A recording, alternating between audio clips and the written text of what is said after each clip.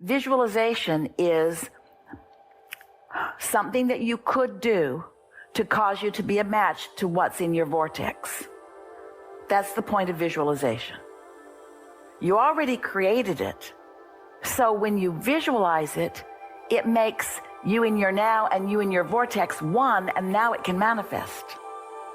But if it's in your vortex, and it is, and you're trying to visualize it and can't, now you're arguing for your limitations. Now you're trying too hard. Now you're not relaxed. Now you're not having fun. Now you're not letting it in.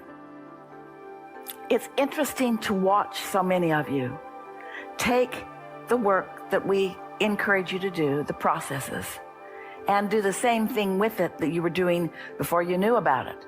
You struggle in the work, or you try too hard in the work, or you take too much score in the work, or you compare yourself with others. I want to talk for a minute about comparison. Oh, this matters so much. The comparison that humans experience is a step one exercise, so it's a good thing. How are you going to know what you want if you don't know what you don't want? So your vortex exists because of comparison. So let your comparison be those step one moments where I know I don't want that, I want that, and I don't want that, I want that. Comparison. Or I'd like to live the way that person lives, or I'd like to have the money that that person has, or I wouldn't want to live in poverty like that person. In other words, comparison helps you to define, to decide what it is that you want. But once you are decided in a moment to focus on step 3 rather than step 1, what's step 3? Let it in. Now, the comparison work is comparing the emotions to the emotions, comparing your vibrational chart to your vibrational chart, your emotional guidance scale, comparing your now, which is the same as to say, we've not said this to you before, which is the same as to say, compare your vibrational happening to the vibrational happening of your inner being. Your emotions are your indicator of that all the time. So your awareness of the way you feel is your awareness of the comparison, the productive comparison between what you're letting in, what part of your vortex which you have created are you letting in, or are you not letting in? The better your mood, the more you're letting it in. That's when those, Esther calls that, she'll say the magic's back, or I'm in my zone. I can feel that somehow I've managed to find that sweet spot where I'm in alignment with my desires, and now the universe is showing me a piece of it through this interaction, and a piece of it through this interaction, and a piece of it through this interaction. And as you allow more and more of that, you come to realize that while feeling like that often is the path to a steady unfolding of big ticket items that you care about, big important events like relationships and successful businesses and happiness. It's also about this encounter along the way that was a lovely way to live this part of my life.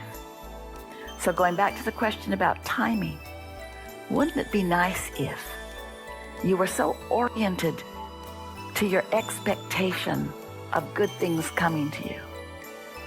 Esther's little bumper sticker kind of thing that lays on her dashboard that says things are always working out for me. Things are always working out for me.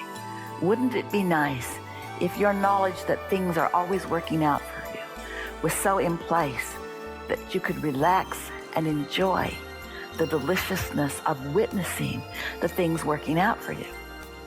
Wouldn't it be nice if you could come to realize that, oh yes, you're moving along that path, you're moving along that trail to those big fruitions, to those big manifestations.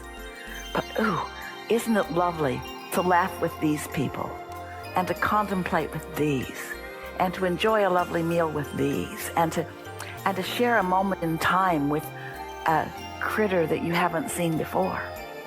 Yesterday, Esther heard the big black birds in the trees. They're ravens, and they are building nests in the big trees around her house.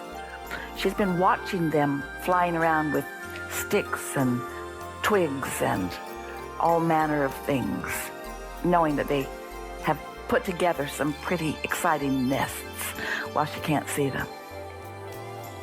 And yesterday she heard a ruckus from these birds, and she went outside.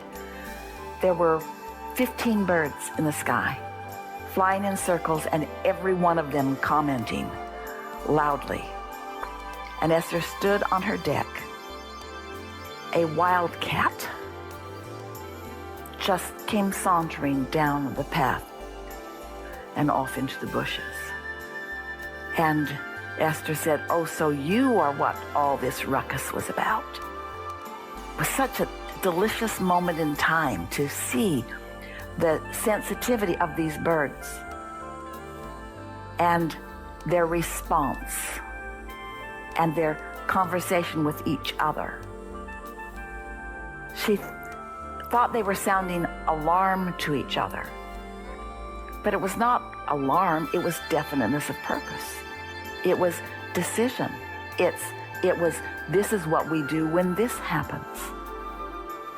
And Esther watched this cat, this wildcat, not a domestic cat, a wildcat,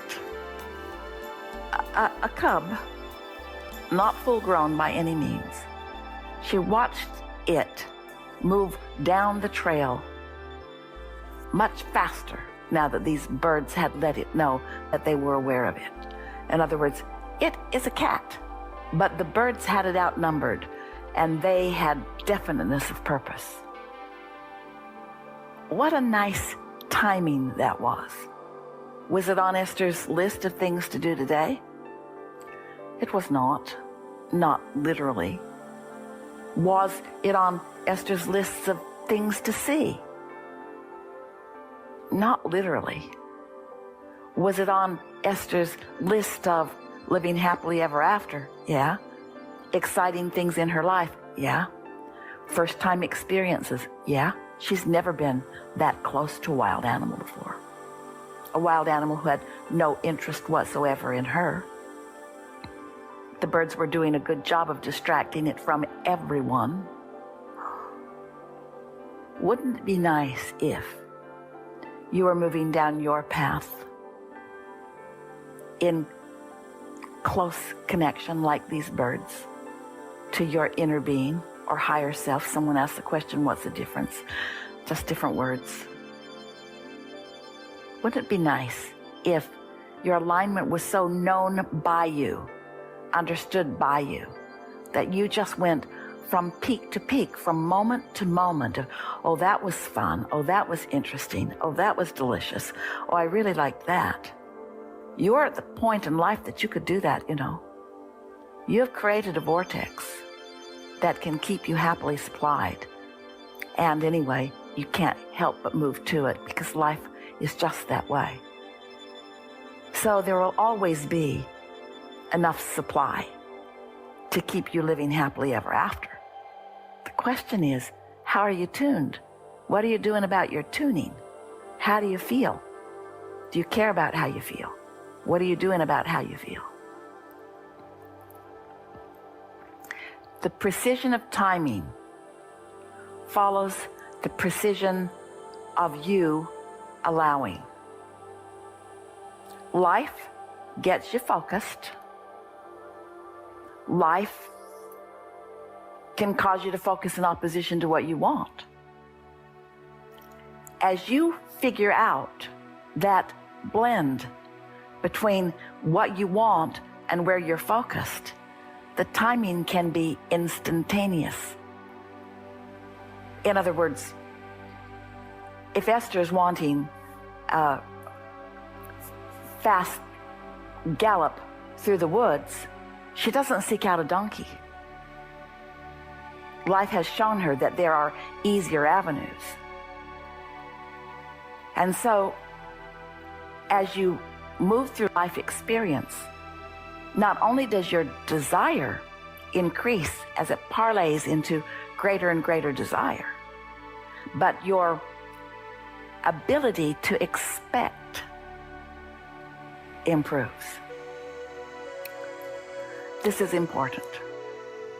This is for almost all of you, for some things that are frustrating to you right here and now. If you have a stubborn desire,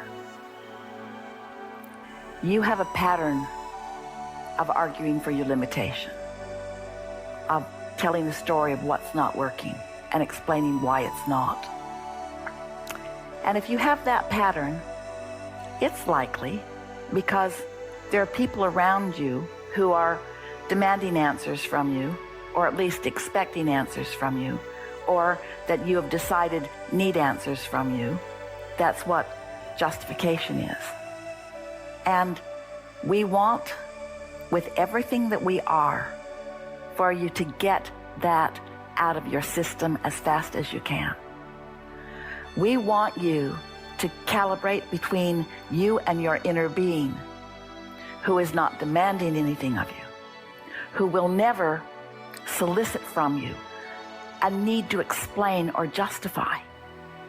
Your inner being is never saying to you, well, why didn't that work out? Or why didn't you get that done? Or what's taking you so long? Or your inner being is never asking those kinds of questions. But you've been trained into that kind of expectation by people around you who don't have a clue what they're doing in terms of deliberate creation. They're just looking at stuff and reporting in, sort of like the news. Just looking at manifestations, mostly manifestations that are unwanted, and then repeating it and regurgitating it to you as if you need to do something about it. But you know what? After it's manifested, there's nothing to be done about it, because you're starting anew from where you are. You're standing on this bouncing off place at all times. So if you will understand that your inner being is not asking you to explain, and you stop acting like you need to explain, just go about what you're doing with an attitude of fun, and watch how quickly the things that are in your vortex that you've been putting there for much of your life experience will move right into your experience for you to behold and enjoy. This new way of looking at this stronger way of looking at this more definiteness of purpose way of looking at this will yield you many results in the days that follow this day than you've been experiencing before. If you are hearing our message here, you've got to lighten up. You did the step 1, we've done the step 2, the law of attraction is all over it. You've got to have fun, relax, and everything will come. So, how does timing work? In the moment you stop holding it away, it comes in. It's already flowing to you. In the moment that you stop holding it away, it comes in. How do you know you're holding it away? You feel fear or insecurity or anger or jealousy or worry or blame. But Abraham, I'm justified. Doesn't matter. Doesn't matter that you have memories that make you feel that you're right in that justification.